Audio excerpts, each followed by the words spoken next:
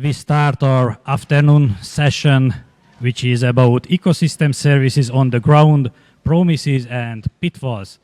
So welcome you. I hope you take a lot of caffeine during the coffee break. So we will have a good audience here because we plan to have this plenary as a debate, a conversation between economy and ecology. But first of all, let me introduce myself. I am András Baldi. I'm an ecologist, and it's really honor to be here. But I feel that I have to somehow explain why ecologists are interested in economy. I suspect that most of you have an economy background. So I would like first to ask, how many of you have ecology background? Raise your hand. Okay, there are at least some. Yeah, thank you, Tibor. So I have a little introduction why ecologists are interested in economy. So I think all we know that there is a biodiversity crisis, which means that there is a mass increase in the rate of extinction of species, which shown on this graph in the last years. So there are less and less species, less and less individuals, and a decline in populations. Of course, there was a response by the society. Many responses, most prominent maybe the Earth Summit and the consequent Convention on Biological Diversity. Everything was about halt the loss of biodiversity, stop the decline of biological diversity. There were huge campaigns like this 2010 campaign. And what was the result of these responses from the society? So how efficient were these? So after a decade, here are some figures on White Bird Index or the Living Planet Index or the extinction of species. And as you see, everything is declining. So there were many convention, big campaign, but there was no change in the decline of biological diversity. So there was a challenge after many years that, okay, now what to do as we failed to stop the decline of biological diversity. So after 2010 and this campaign to halt the loss of biological diversity, some small decision makers proposed the following solution: just change the number and business as usual, continue our life as nothing happened. But as we know that biological diversity decline and the degradation of ecosystem is continuing, of course we need some rather fundamental change. We have to change our mind, our worldview, our approach to nature, to natural resources, and to the link between nature and society. And this is how ecologists arrive to economy, because the term of ecosystem service, or some new names for it, means that we have to have a look together in one system, ecosystems and the society. And because society get a lot of benefit from the ecosystems which were usually not accounted for. So this is the introduction, which was also good to increase the audience by 50%. So it was a very good introduction, I have to say. So we will continue on ecosystem services on the ground. And of course, there can be approaches and many people acknowledge and like ecosystem services because, you know, it's very nice, flowers and butterflies and so on. Some are not very happy with ecosystem services because that's maybe not so nice as we would like these vultures who are removing a carcass from the landscape. So this is my first question to these two guys next to me.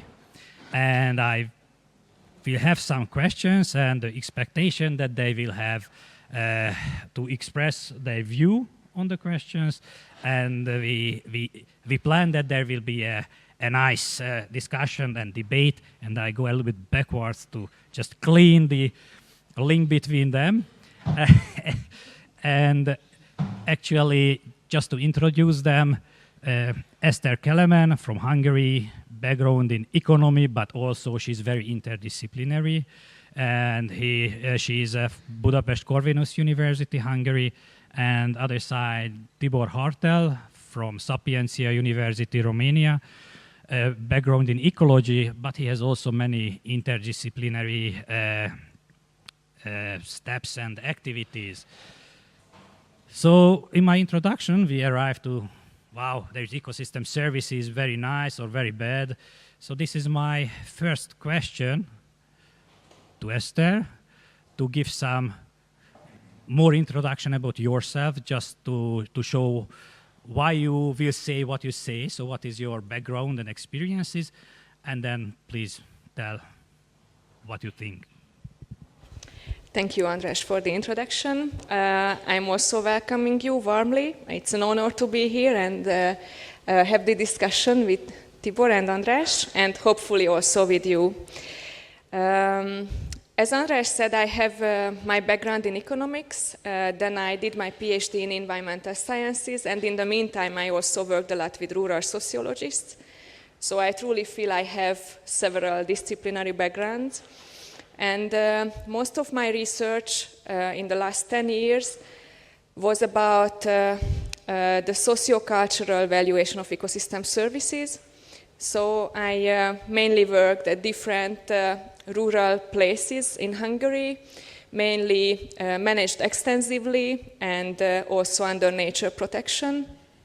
And within these rural localities, I applied a hermeneutic approach to better understand how people perceive ecosystem services, what values they attach to ecosystem services, how these landscapes are related to the local societies.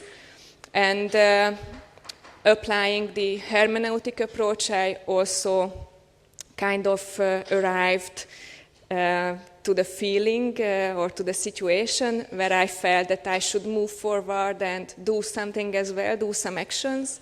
So I also get engaged in participatory and deliberative methods, doing not only interviews but also group discussions, scenario planning processes, trying to engage different parts of the society to think together about ecosystem services and their sustainable management. And replying to András' question, to be honest, I don't like to polarize the word in such good and bad things, like whether ecosystem services are good or bad. I think there are situations where ecosystem services as a terminology is very useful and effective, but it can also be used very contradictory ways. And I also think that it is already quite well reflected in the literature. I know, at least I guess, that many of you are aware that there are huge debates also in the literature about how to use this term, what are the conceptual and what are the terminological controversies of using ecosystem services. I only would like to emphasize here one of such controversies, which links back to my background in economics. The second part of the concept, or the terminology, services, which is a frequently used term in business economics. And I think that when ecosystem services, the term was created, many people thought that by using the services synonym, we can link better to the economics world, to the well-being or the benefit or the utility maximization idea of economics. But I think that how it is now approached a little bit miss the actual debates in business economics about how services as such can be understood. Because I'm again sure that many of you are aware that there is also a debate whether services are created by the firm and consumed by the consumer, which is a kind of traditional approach, or whether the services are co-produced between the firm and the consumer in the process of enjoying or benefiting from this co-production. So I think that still relating to the economics sources or roots of the concept, there are unresolved issues with this term. Well, business, economy, firms and consumers for a simple-minded ecologist is not so easy. So Tibor, what is your opinion? But before that, please tell a few words about your experiences. Thank you very much. Thanks for the invitation and attention. So basically, I arrived to the need of considering some way, in some levels, economics and human values in understanding human nature relationships as a natural result of the system, social ecological systems, what I studied, which are presented in these next pictures, just to make you provide a glimpse into how this landscape looks. So the point is with these landscapes is that they are in Transylvanian part of Romania, more exactly in the Saxon cultural region, where specific land use types were applied through many centuries, creating unique cultural landscapes. There is a new concept published 2 years ago on biocultural refugia, meaning that certain regions could host an impressive number of skills, ecological knowledge, values in terms of biological materials, species, genes, and so on, which could serve as a source of recolonization of those for those parts of Europe where economics and certain capital, technological capital erased these values. And interestingly, in that paper, this region was one of the regions which inspired that paper. So looking to these landscapes, basically these are productive landscapes, and in the same time extremely diverse and rich. Imagine several tens of species of plants and animals of conservation interest being critically endangered, abounding in these landscapes, and strictly depending on certain types of economy generating activities. Here you see extensive grazing by cattle and buffalo. Several amphibian species depend on these little ponds where created by these animals everywhere. Imagine that while in Western Europe, tens of volunteers are going to work to restore a little wetland, in our region, farmers with a handful of buffaloes maintain hundreds of such ponds for nothing. This is a service. Unfortunately, this is part, fortunately or unfortunately, depend on the perspective, this is part of also of the story, what you see here. Basically, these people use still middle age level technology in order to extract their basic resources. Being, how to say, in extreme poverty in terms of financial capital, basically they don't afford large-scale parcels. They keep the mosaic land use. They keep the natural fertilizers, and as a result, they create that arena, which is a biocultural refugia. The need maintain the ecological knowledge, the need maintain the skills, and in the same time, there is a big problem, because if these values are maintained by poverty and lack of options, then there is a risk when money comes in the system, and with the European Union and the globalization that is happening, then people will have more socioeconomic options, therefore they will likely abandon these practices. In fact, this is what we notice now is that even within one village, 3 generations are, you can observe how knowledge is eroded simply because young generations are not anymore interested in this kind of practices. So the challenge is the following, that in such landscapes where the reliance on so-called ecosystem services provided by the landscape is so high, while the socioeconomic aspiration is a Western type, Western-oriented, people dream about living like in Germany or UK or Belgium, there is a huge risk that the rich ecosystem services and knowledge to be eroded when money comes in the system. So the challenge is how to harmonize the needed economic development with also the needed conservation of these unique landscapes. So basically, researching this landscape as ecologist will not give you the complete picture about the challenges this landscape face. And this is why, for example, in these areas, delineating Natura 2000 and other protected areas typically results in conflicts, because they don't recognize that, well, protected areas are based on this kind of intrinsic values that species have the right of existence by their own, but farmers doesn't perceive that like that. They need to graze, they need to, so kicking out people from these landscapes will make a lot of species to suffer and people angry on you. And this is happening now. And you personally like this ecosystem service approach? Well, okay, thanks for curving back the discussion. The thing is with this ecosystem service from this context is that we see it as a co-production between the social system and the ecosystems. Ecosystem services of these landscapes are diverse, high, when these landscapes are used. When they are not used anymore, many of them are deteriorating. I can tell you several examples. So that is ecosystem service as a co-production of the social ecological interactions. This is how we place this concept in.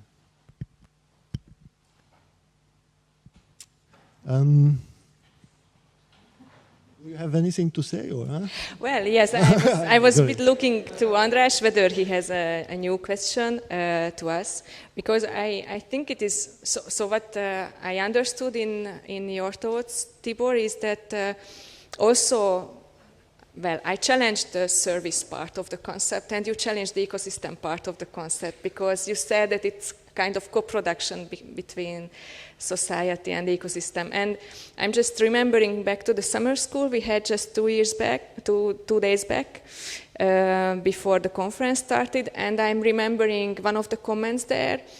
I think one of the tutors asked the student, or one of the students asked the tutors, whether this whole ecosystem service thing is useful, is it meaningful, or should we challenge the whole concept and the whole terminology? And if I may add to this, I have the experience, at least in this Hungarian local context, that many people don't understand what this ecosystem service terminology means. If I put it like this, if I use this scientific terminology, it alienates them from the society and nature interaction, which is very natural to them. So I also saw that when I started the interviews in a general framing, without using the correct scientific terminology, they talked a lot about different holistic relationships and intrinsic values and relational values.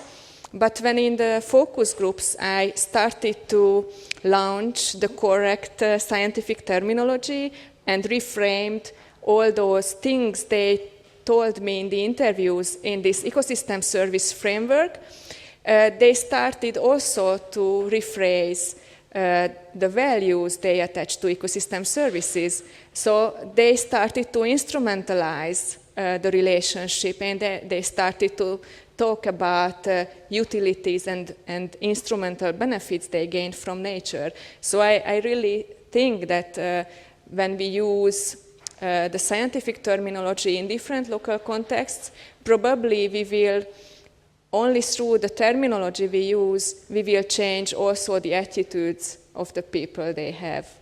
Thank you for highlighting the problem. What is the solution? What is the terminology you propose? Okay, I do not have the Holy Grail, unfortunately. What I see is that probably, well, in the morning session, in the morning keynotes, the IBES conceptual framework was already presented, and I'm just reminding you that there were different terms used for ecosystem services, like nature's gifts. And I think that having this, keeping this flexibility on how we call this phenomena can help to flexibly adapt our language to a language which is understandable and which is common. Tibor, do you have something to add, or shall I have a question? Okay. Ask. So it was, we asked your opinion about ecosystem service or the concept of the terminology, but as all of us, so you are working on the ground. So what is your expertise with local people, how they understand this concept, this approach, and how useful it is? You had some words already, so I asked Tibor first. Thanks. So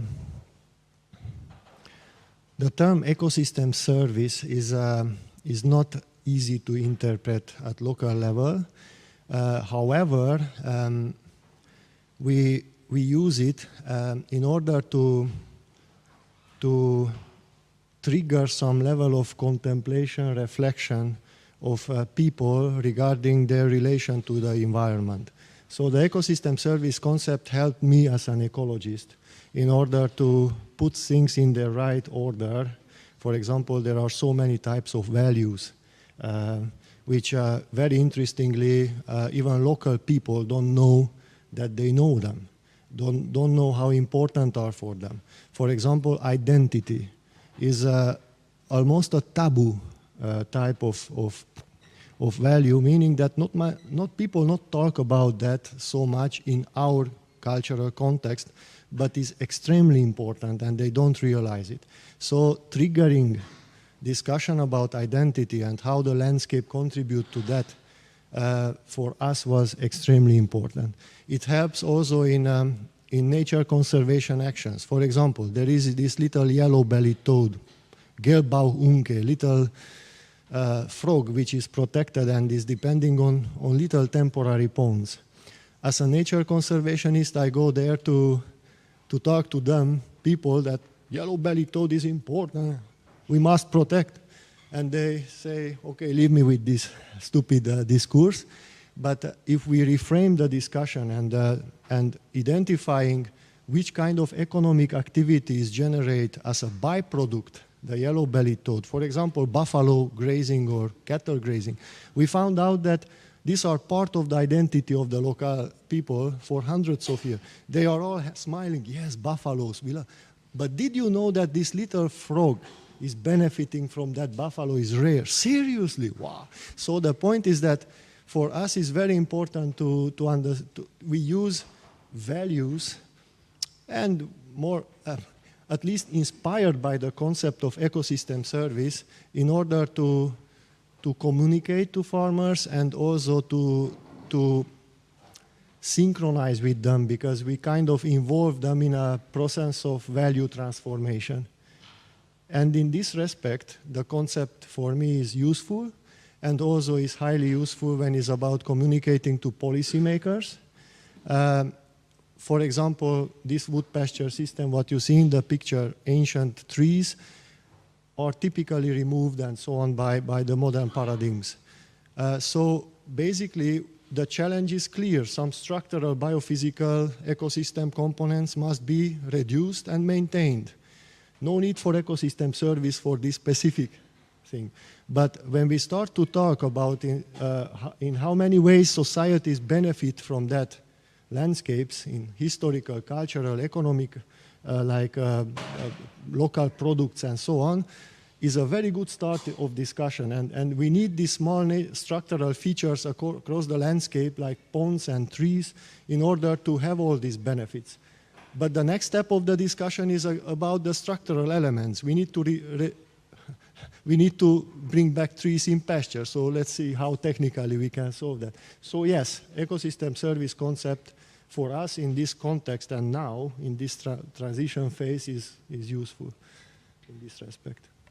So have you anything to add about how local people like when you explain ecosystem service approach and whether they can identify surprising services, what you as researcher do not expect?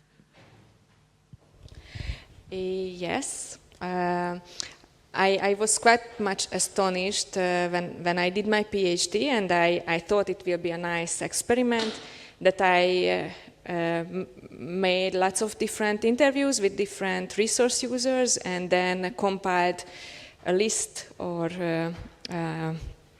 inventory of ecosystem services local people are aware of. And then I asked friendly ecologist colleagues to make the same. So I asked them to think about that specific area and list the major ecosystem services as well as the trends, whether they are increasing or getting into a better position or in a wronger one. And then I just compared the list of the local people and the list of ecologists.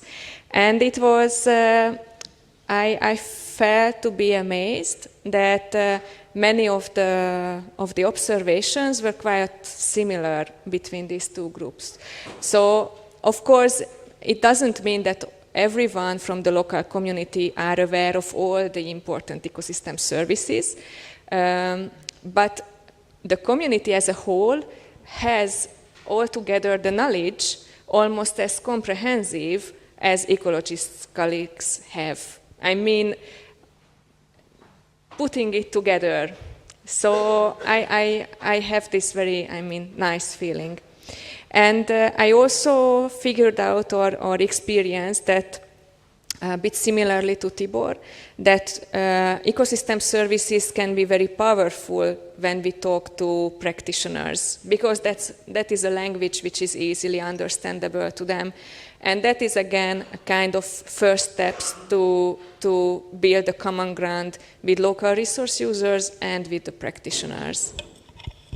Yeah, very good. We are at the practitioners, policymakers, and so on.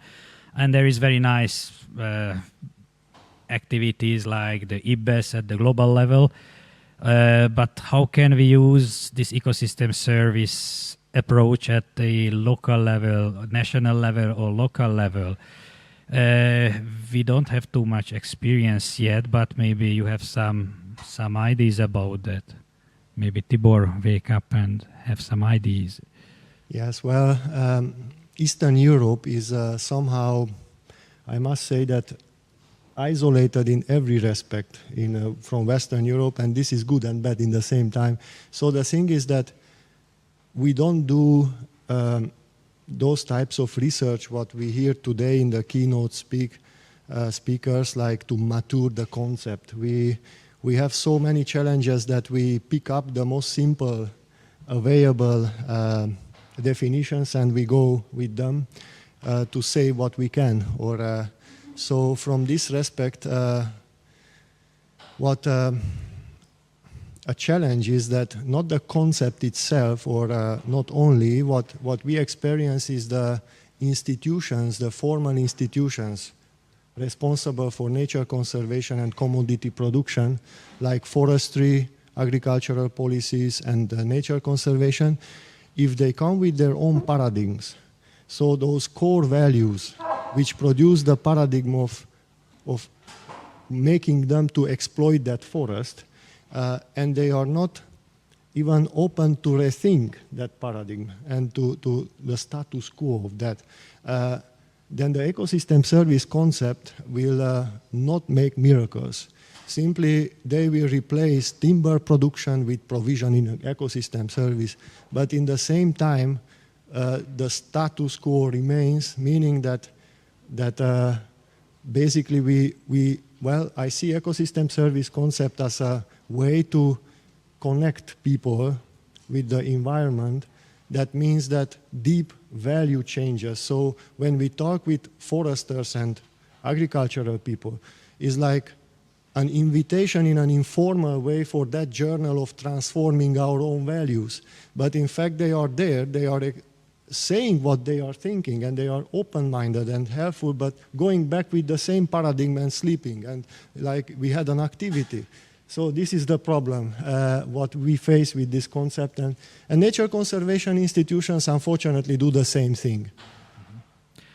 Thank you. Now we have some slides which may initiate some, nice bright ideas. And another. Tibor, it's you. Yes, I will come back to this one. Now or later?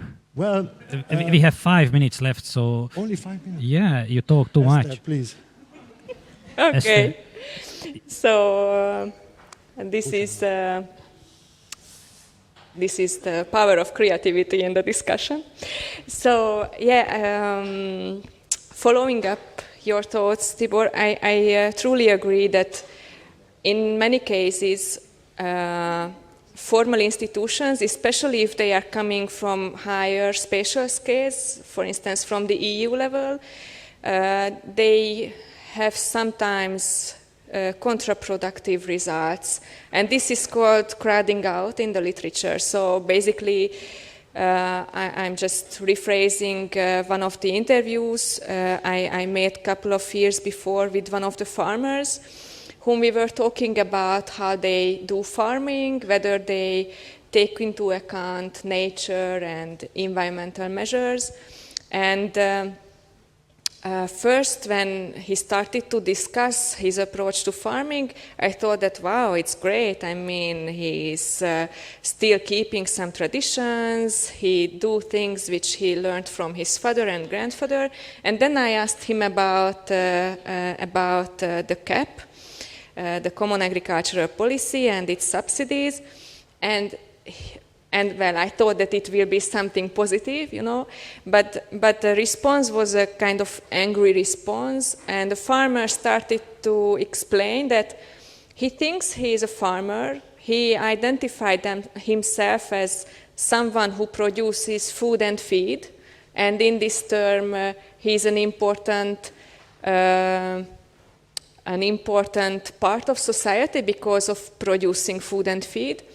And when he looks at the subsidies, he just feels that the EU gives him money not to produce food and feed. So he felt that the EU subsidies, CAP, is a kind of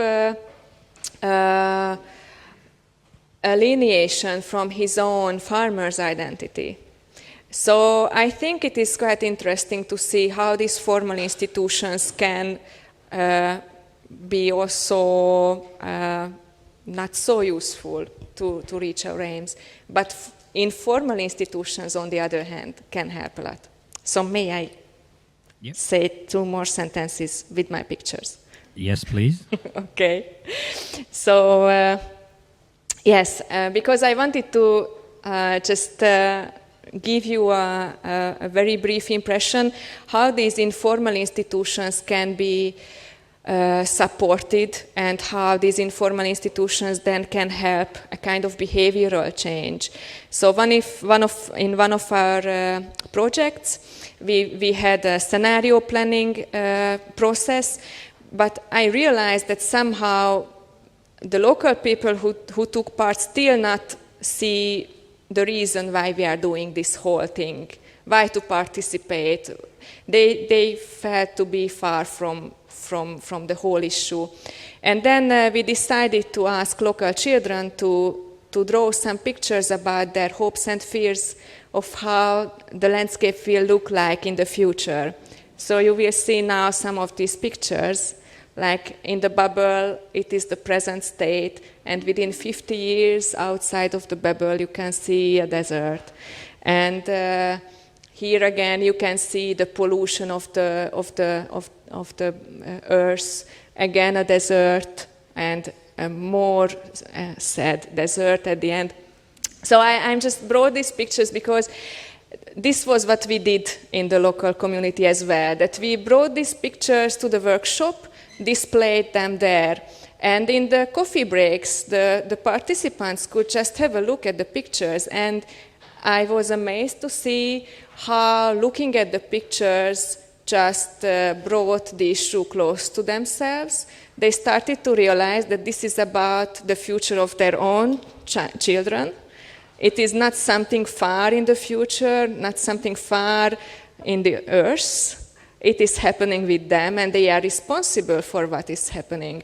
So I really think that the pictures were more motivational than any maps and any monetary flows and anything I gave them and produced them. So basically, I think that with these experiences, it is possible to create a shared value system and build informal institutions on the longer run. Thank you. And now Tibor has a slide. Yes. So regarding, to continue what Eszter mentioned, I will start with this, and then this crowd out and crowd in, like motivation. What was really interesting in our system is that joining to the European Union, the Common Agricultural Policy effectively decoupled social ecological systems, meaning that, just to say as an example, for example, people were very well aware how to assess a good quality pasture and hay meadow, and they were aware about the importance of trees and shrubs for that quality.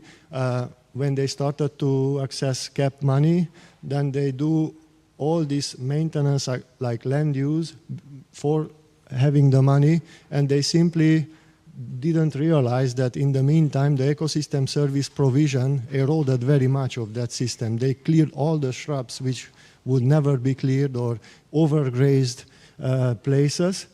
So, but now we witness a comeback of the values, and again across informal ways. For example, people are exposed now in the past 5 years especially to increasing droughts, and no rain, overgrazing, massive pasture erosion, and they discovered that trees are very important, in fact, so that they start to put back trees in the pasture, and this is totally informal because it's not written everywhere in the policies that you must plant back, and is not illegal either. So using their own resources, they try to give back trees. But motivation can come back also through global recognition. For example, the Saxon area is one of the most well-known cultural regions of Eastern Europe, and this picture is showing Prince Charles, His Royal Highness Prince of Wales. Basically, he is our best ambassador in the world. Everywhere he is speaking about all these values, and is impressive, for example, where how positive impact he can make in reconnecting people to the landscape. So people which were perceived as signs of poverty or no value, a given landscape, start to see values in them. And money is not the only thing. People start to realize that relation with the land and stewardship is important. They realize how important it is to take care of that. So what I can say is that I'm still optimistic. Things are changing slowly. People are waking up. We have that huge diversity, so they have options for reconnecting to the environment, contrary to several Western landscapes which are very eroded. We have this opportunity. Thank you very much. I hope you recognized Tibor on the right of Prince Charles. So there are at least 2 VIPs on this picture. And we were strongly told that we must have set at least 20 minutes for discussion from the audience. So now I will open it. And there are two ways, as you know, partly, and we'll start with that I ask the floor if there are any questions, and then also we have this application, and we will get some questions from those which were sent through the application. So first I ask you here, so is there any question, a reaction or comment to these what you heard? So any question or comment? Yes, please. Oh, sorry. Okay, then you will be the next, sorry. Hi, thank you very much for this discussion. I wanted to ask about children draws. How old were the children, and were they so aware of the environmental problems? How they were so able to envision a future like this? And how were the follow-up of these draws? How do you connect it with the scenarios construction afterwards and all the production starting from them? Thank you. I would like just to give a short answer now, and there is a presentation tomorrow where I will speak a bit more about it.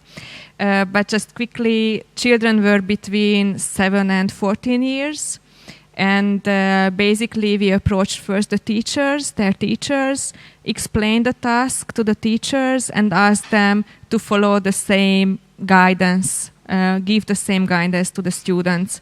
So basically they draw the pictures in the school, and then they sent it to us, and we also did a kind of analysis of the pictures based on the contents of what we can see on it, and then we try to make some conclusion in terms of how they perceive ecosystem services. But also the adult participants of the research were involved in kind of discussion of the pictures. So finally we produced a policy brief, and pictures from the students were selected to be put into the policy brief as well. So it was really a kind of uptake of the exercise.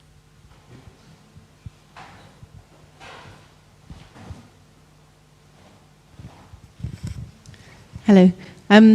You mentioned that there was a risk that with increasing financial wealth, some of these traditional farming practices would be gone. Can you see any way to avoid that, or to transform the situation so that the traditional farming isn't only because of the poverty? Yes.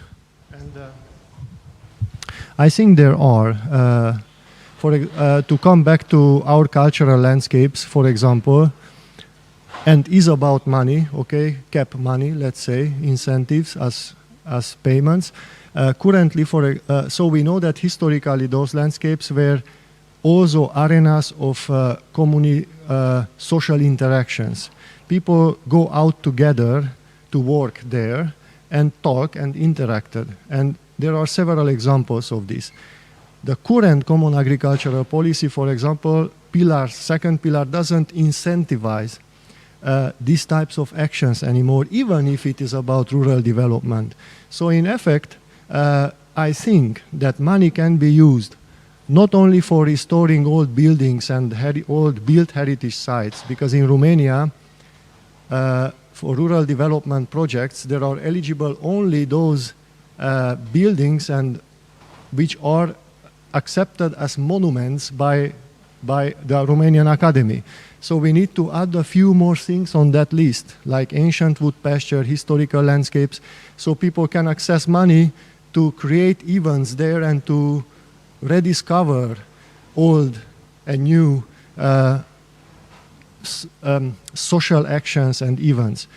And in this way, then you bring money there, but you connect people to the land. The point is that people should be able to monitor their own landscapes, and this is our fear, that they doesn't do that anymore. They don't notice that trees are disappearing because they don't go there anymore.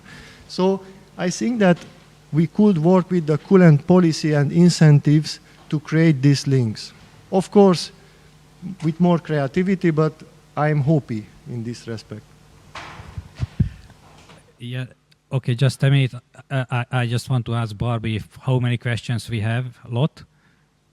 Okay, then let's have... Michael Getzner, Vienna University of Technology. I got a question regarding co-production.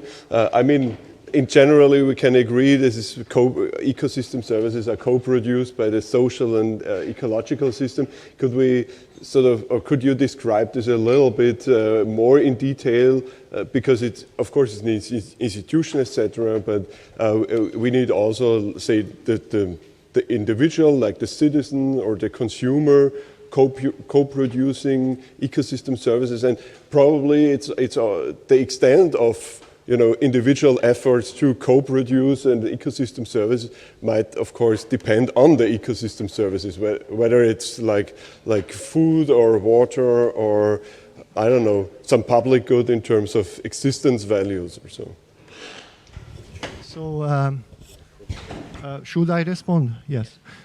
So one typical example of this co-production is, for example, the species-rich and high-quality hay meadows, which, till they are mown, they produce high-quality hay. If you abandon them for 5 years, then you need much more effort to bring back that ecosystem service quality and even biodiversity quality what it had before. So in this way, abandonment is why? Because the scrubs are growing everywhere and the quality of the hay is changing. Same with the pasture. Wood pasture or multifunctional landscapes exist because they are full with these little structures like shrubs, trees and fences which are maintained by needs of people. So basically, if we say that a wood pasture is beautiful, it is beautiful and people admit it, but those trees have a real instrumental values because they produce food, they give shade for livestock, and they provide timber. People use, apply this kind of pollarding is a cutting way which extract timber while keeping the stem. So in fact with this they produce biodiversity also because pollarded trees are highly biodiverse and culturally important. So the point is that people need to use these landscapes in order to keep their values. When these are abandoned, then everything will change and the values will drop. So I'm not sure if the answer was right, no? So I was referring to this co-production that using the natural capital with the capitals, technological knowledge, the social capitals of the community to co-produce those services. The value of hay, if the hay is a service, then will be maintained till it is used. This is what we have in Transylvania. Thank you. Now we are getting to the electronical mean of questions. So let's see the first. Hi, honey, when you come home? Oh, sorry. It's a different application. So let's ask Barbara with some real questions. Yes, so let's see some real question. There is one which is quite provocative in one sense.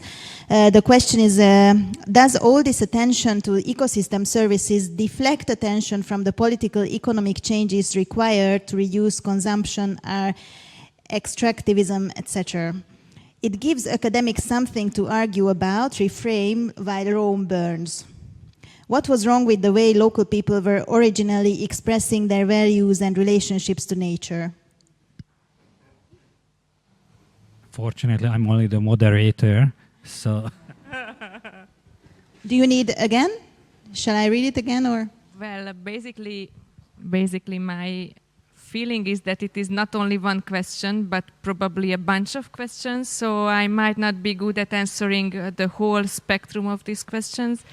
I'm just giving a first reflection on it, and then, I mean, we can still continue, and probably who posed the question can ask in person as well. So I think that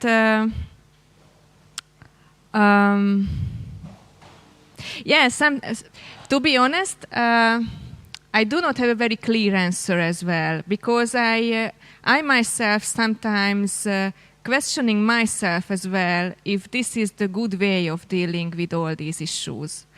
And I'm also a member of the IBES Values Working Group, or Values Expert Group, and I'm also working at the IBES Global Assessment.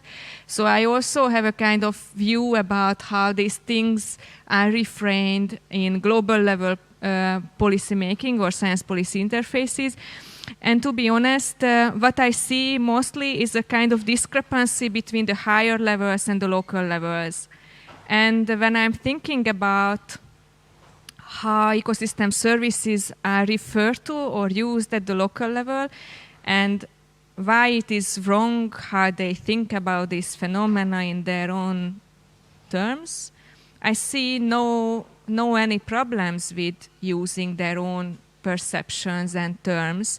The problem comes, at least what I see now, when we would like to scaling up. So, I mean, many things can be resolved at the local level.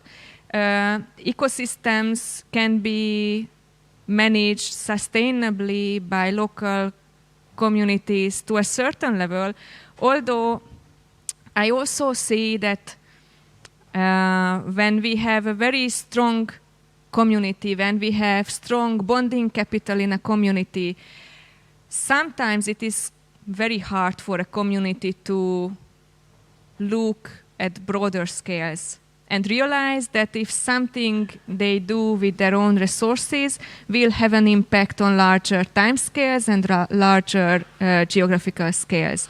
So I truly think that we can start managing ecosystems sustainably at the local level with using any meaningful terminology at that context. But I definitely think that we need to scale up these issues. So, I mean, also some coordinated action is needed at higher levels. And when we are doing this cacophony of using a million of different terminologies just will not work, I think. And I don't know if I answered the question, but I did my best. This question was like the Hitchhiker's Guide to Galaxy, so very, very broad and substantial one. Barbara, maybe we can have a next question. Please select a simple one.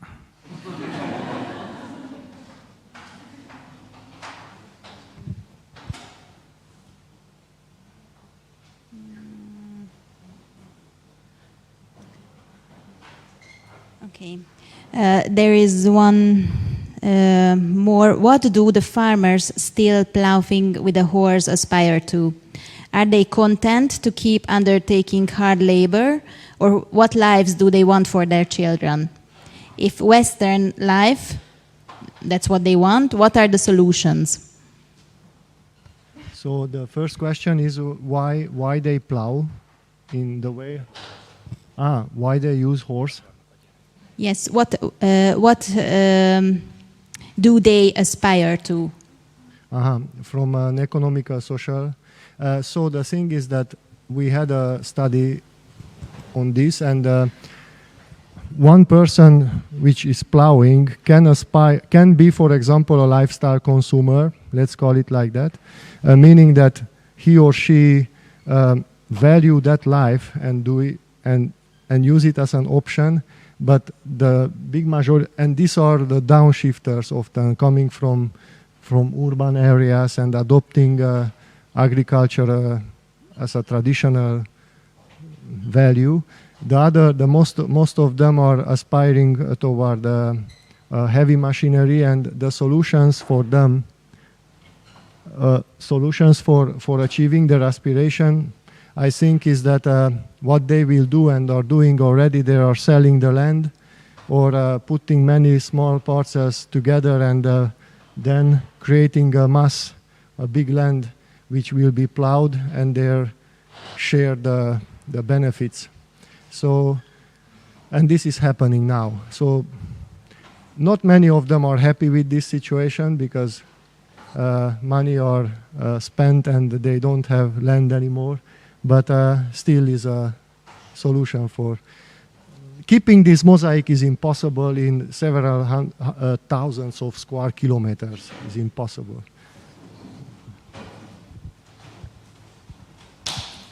Thank you. I just want to bring in one more thing, which I think reflects to this issue of how lifestyles are changing and what can we expect in the longer run. We also worked in the western border of Hungary for a couple of years, where there is a huge change of population. So many local people are getting older and moving out or dying out, and there are many newcomers who are not so familiar with the local traditions and the customs, etc., although they would like to be a real part of the community. And in this part of the country, it just happened very recently, the end of the last year. After a kind of participatory process, one of the local governments issued a governmental decree at the village level about the values of the grasslands, and they had a statement in the decree that the meadows are the shared values of this community, because they are habitats for very special insect fauna and very special flowers, and this is not only beautiful, but this is part of the heritage of that village. And I think this is something very progressive in terms of generating an informal institution based on the shared values and trying to give it to all those people who are coming in the local community, trying to make it a common ground for everyone. Thank you very much, and this was a very nice positive example, and I think it's a really nice final word for us to finish this session. So I would like to thank Eszter and Tibor for being here with us, and of course thank you for your patience and activity after our talks. So thank you very much.